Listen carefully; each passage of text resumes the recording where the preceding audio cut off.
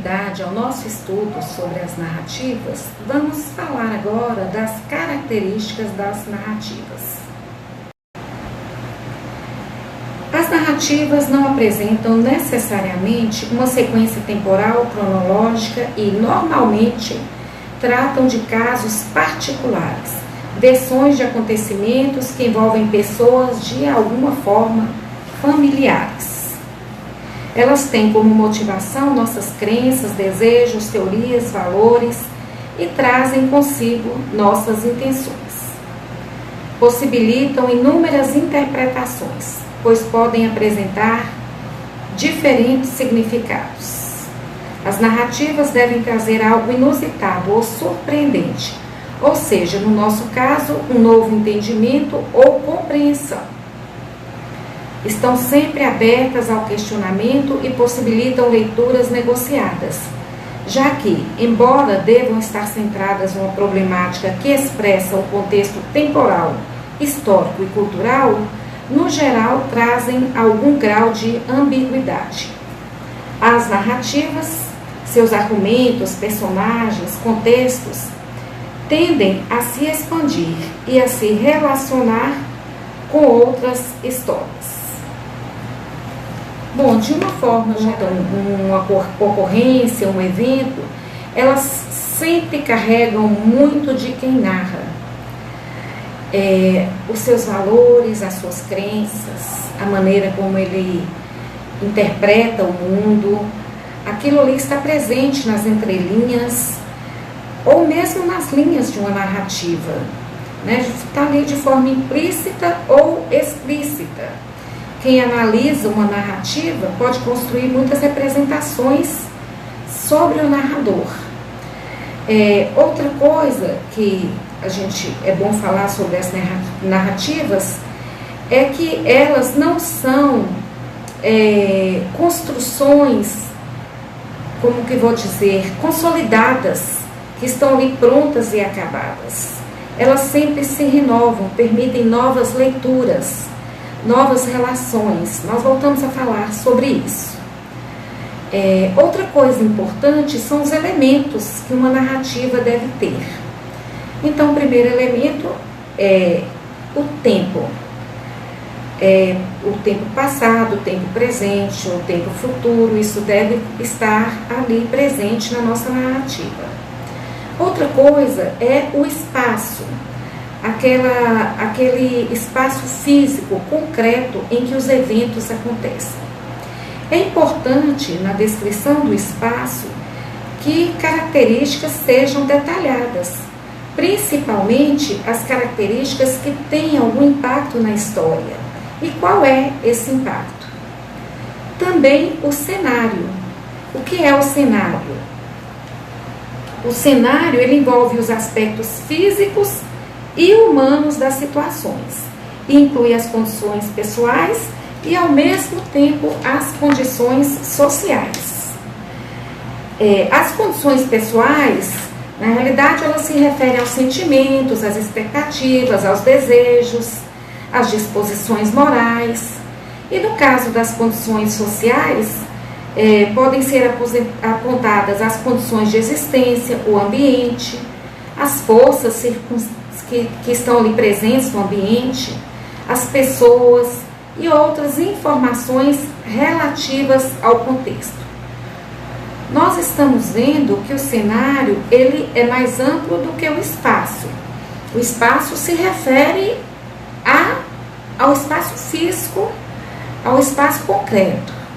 E o cenário, ele se trata de uma contextualização que considera, além do espaço físico, ele vai considerar na realidade o que está ali naquele ambiente, quais são as forças presentes, as emoções, os sentimentos, qual é o contexto social e pessoal que está ali presente naquele espaço físico. Então, o cenário é uma contextualização mais ampla. E o outro elemento é a trama. A trama é a estrutura central da narrativa. Ela corresponde ao desenrolar da história relatada, inclui um passado, um presente e um futuro. Os eventos devem ser escritos segundo uma certa lógica ou articulação. Então, tendo visto essas características, vamos falar um pouco aqui, retomar, aliás, que nós já falamos, que as narrativas podem ter diversos formatos, que são as memórias formativas ou relatos autobiográficos, os diários, os casos de ensino, a análise de metáforas. Então, são vários formatos. Nós vamos destacar aqui as memórias formativas, os casos de ensino e os diários. Vamos ver inicialmente o que são as memórias formativas. As memórias formativas são narrações que envolvem os nossos contextos formativos, sejam formais, sejam informais, como os familiares, os de instituições religiosas, dos ambientes que convivemos. Esses são os informais.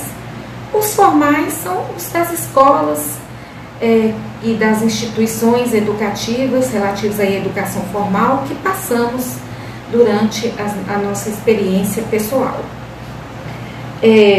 Nós temos que pensar aqui que essas memórias formativas, elas trazem significados de como essas experiências educacionais foram por nós representadas, significados que nós construímos nessas vivências pelas quais passamos. Elas possibilitam retomar as ideias para que elas possam ser posteriormente ressignificadas à luz de experiências possibilitadas pela ampliação das nossas referências teóricas, das nossas vivências.